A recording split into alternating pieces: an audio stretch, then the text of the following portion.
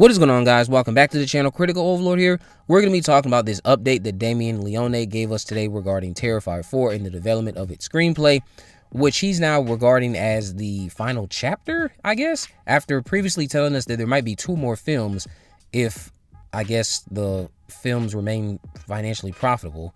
But whatever. But before I get into that, in his post, shout out to you, Damien Leone. Happy birthday, actually. I want to talk about this tweet that he responded to, where someone on X said the Terrifier franchise would have been better if it was less plot-based and more kill-based.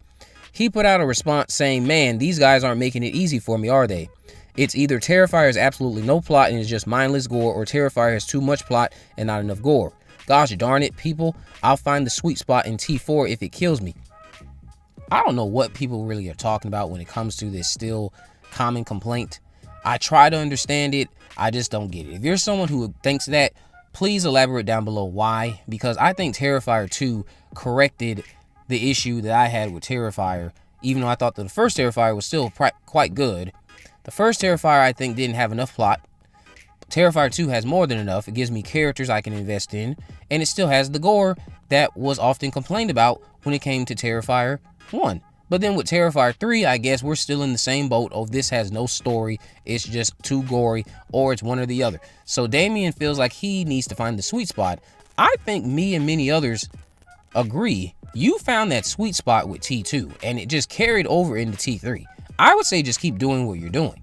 Now, if you tone down the gore, I'm not going to necessarily be against it, but if you ante up the gore and still give us a character like Sienna who we can sink our teeth into, and another group of supporting characters around her that we can sink our teeth into, who aren't just there for the sake of being killed in the most brutal way possible, then I think you're doing all the right things when it comes to giving us a great slasher film. You know, you're definitely improving upon what we got in the days of Friday the 13th and its sequels, where all the characters were thin, basically just there to be killed by Jason. I don't feel like that's the case with Terrifier. Yes, there's a handful of characters like that, but there's still quite a few that you can invest in, you want to root for. There's a journey being told with them. Sienna, and of course, her late brother, Jonathan, to be more specific, who made up the path of Terrifier 2, and now what we got in Terrifier 3, and I'm assuming we'll see Sienna again in Terrifier 4.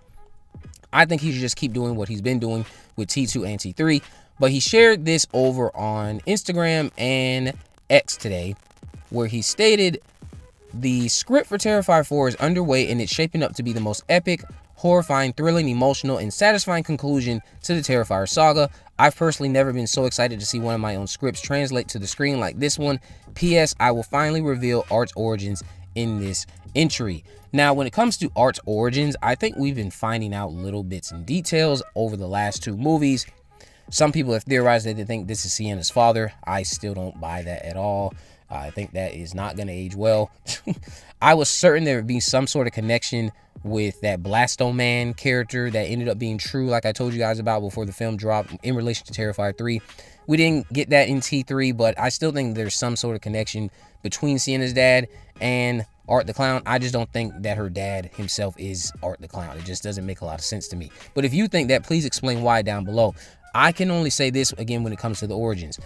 Just don't tell us too much. Tell us enough that still allows us to fear Art.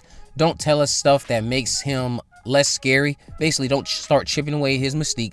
That was the mistake that happened with Michael Myers. You could argue, some people say that happened with Freddy Krueger.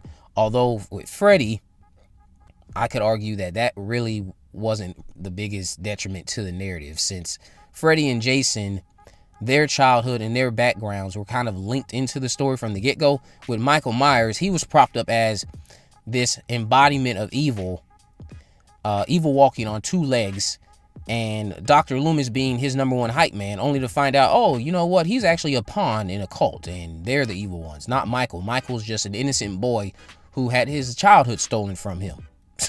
Like that's just dumb. That's dumb. I don't want to see that with Art the Clown. So I would like to see a narrative, an origin that still preserves that mystique, allows Art to remain menacing, allows Art to remain terrifying, and allows Art to stay grounded in what we have seen from David Howard Thornton in regards to the work he's put into this character. I would hate to see a backstory that starts chipping away the mystique a little bit too much, makes Art more comical, makes Art less of a threat, makes me not take Art as seriously, and then now I'm just stuck with this villain who turns out to be soft as baby shit or something worse. You know, just let Art stay Art. Let him stay scary. Let him stay mysterious.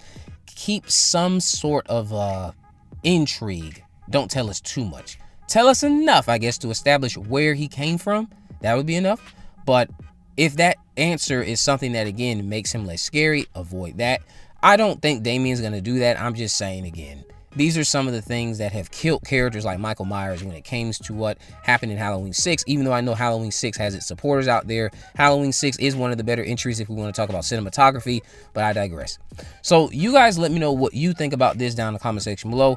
Are you looking forward to finding out Art's origins? Do you think that there should be more Terrifier films after Terrifier 4? Why or why not? Do you think Art has ran its course and that the franchise should be gone after 4? Let me know all that down in the comment section below. If you haven't already, of course, make sure you go ahead and subscribe. Turn on post notification that you never miss a video. In the description, I have links to all of my social media accounts. I am on Facebook, Twitter, and Instagram. You can message me there, of course, to let me know if there are any movies, news, or reviews you would like me to cover in the future.